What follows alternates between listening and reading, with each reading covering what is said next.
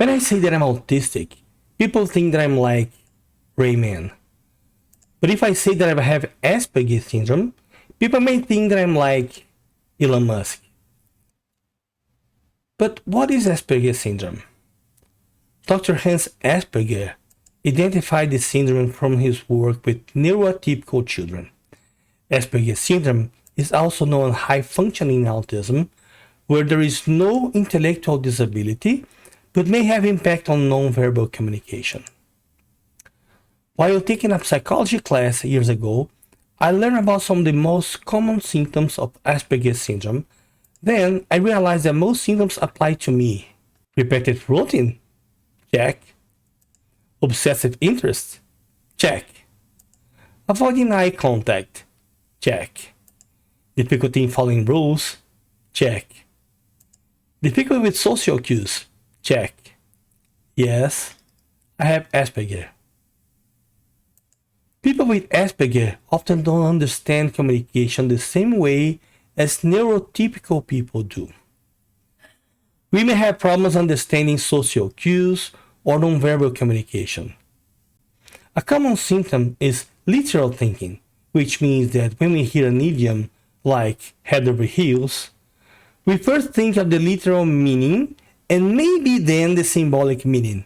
So, we may have some difficulties in identifying those idioms or even sarcasm.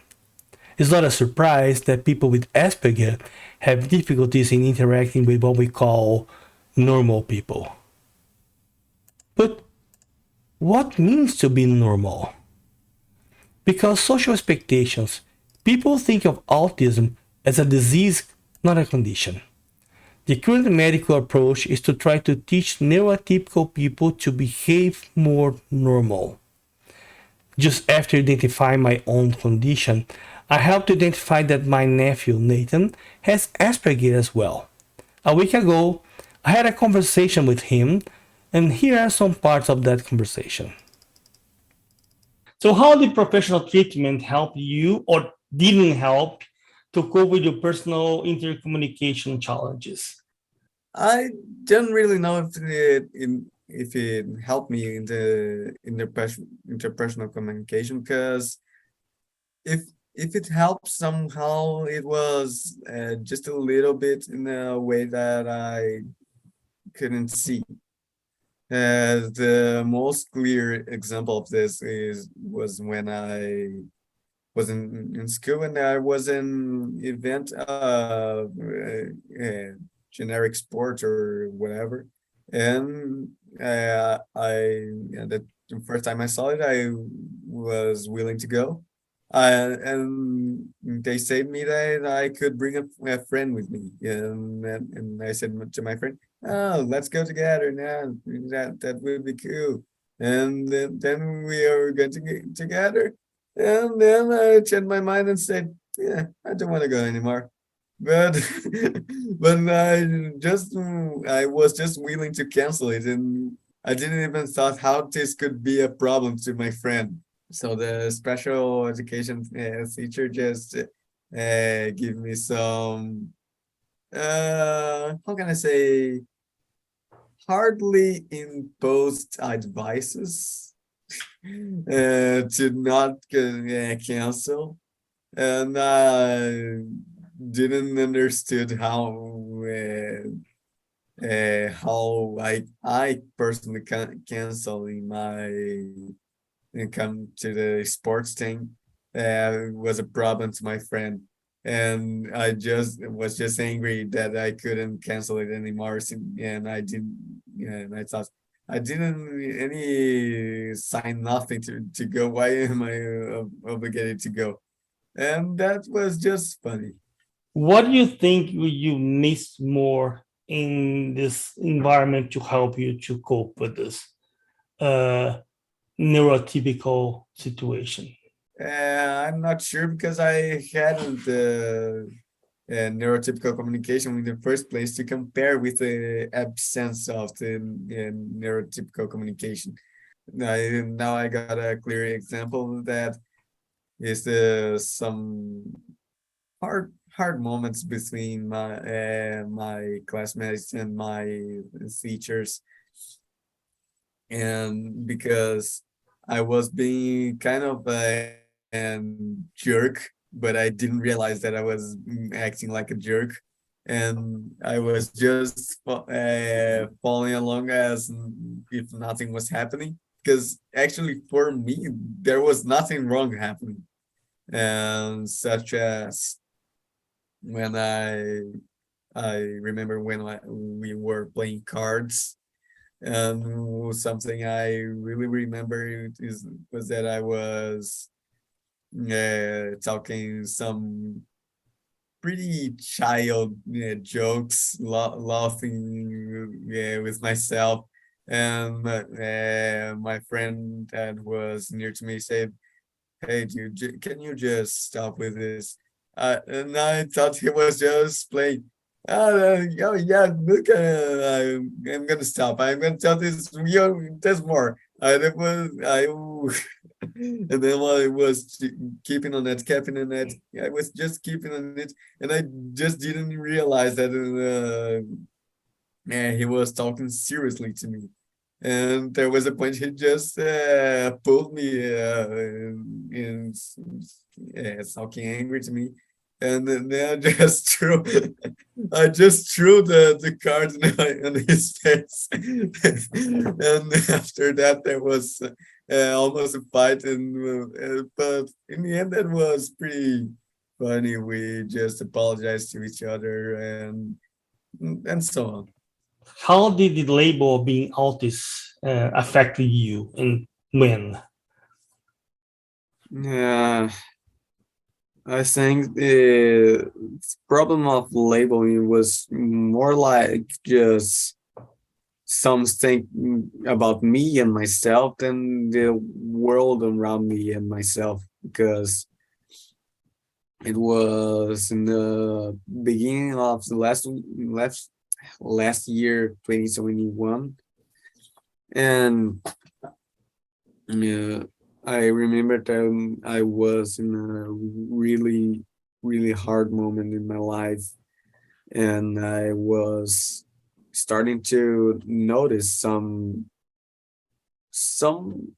strange stuff that I did. When I say strange stuff, I mean like and that I didn't realize that some of my friends need my help. I didn't realize that I was being a jerk with lots of people and didn't realize it. And I was realizing that I didn't realize it anything. And I was in the beginning I was kind of blaming myself for it, and but later, because I was in a hard moment, I was just trying to blame anywhere, anything, or anyone. So in the beginning, I was blaming my father, who I said he always kept some distance from us, me and my brothers, because he must work, and but he worked so much that he didn't want to be with us. And later I was searching for another people to blame. That was my mother, and I was blaming all my problems in interpreting other people's emotions, because my mother didn't told me how to do things, and I was always searching for someone to blame. And then I read, interestingly, the book is right here. I just started to read this book, The Autistic Brain by Temple Graining.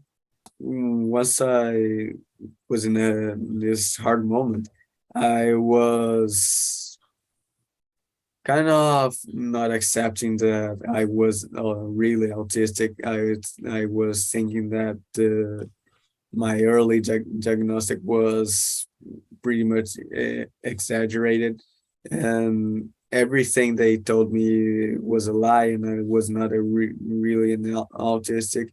person, but and I was thinking that because all the stereotypes I had about autistic persons was something more severe, something that with very explicit problems in communication. And I thought that since I didn't have those severe problems, so it didn't apply to me. But by reading the book, I was finding some characteristics that pretty much fit fat on me in a very precise way, and I was just it was kind of like the that movie, the I think in Amnesia it's called, that the guy was always searching. Spoiler alert: the guy was always searching who was the guy who killed his wife, and but he always wake up without the memories of the last day. And he was searching the guy who killed his wife, searching, and in the end, he finds out that the assassin was him all this time. But it was kind of like that because I was trying to find someone to blame, and in the end, all the guilt was on me. I was born different. I was born wrong, or so I thought. And then I came on I think a severe depression in my life, where I was considering myself as a broken piece of human, and I had a really hard time accepting. And but someone who really helped me through all that was my grandparents. I remember that my father and my mother they were really angry with me because I was being really aggressive and not wanting to talk with anybody, and they was just willing to pull me to do something, go to work, go to study, or find something to do, but stop being this rude with us. And I didn't want it at all. But one day my grandpa came on my home and just offered me to work on his workshop, and I was kind of I don't know, whatever, let's go. And then I worked there, and in detail, I worked on his workshop, and spent some 2 months, I guess, in his sleeping in his house. And that pretty much helped me because all the lack of emotional support I felt from my parents, because I was not trusting them, and I couldn't.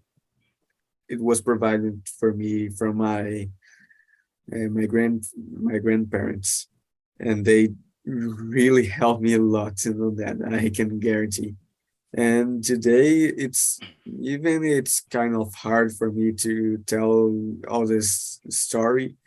I can say that speaking about my problems, talking about my problems to other people, in this case, my uncle, my grandma, and my grandpa, that this thing of talking with each other really was really strong to me and really helped me. Is there something else you'd like to say? Don't search for someone to blame.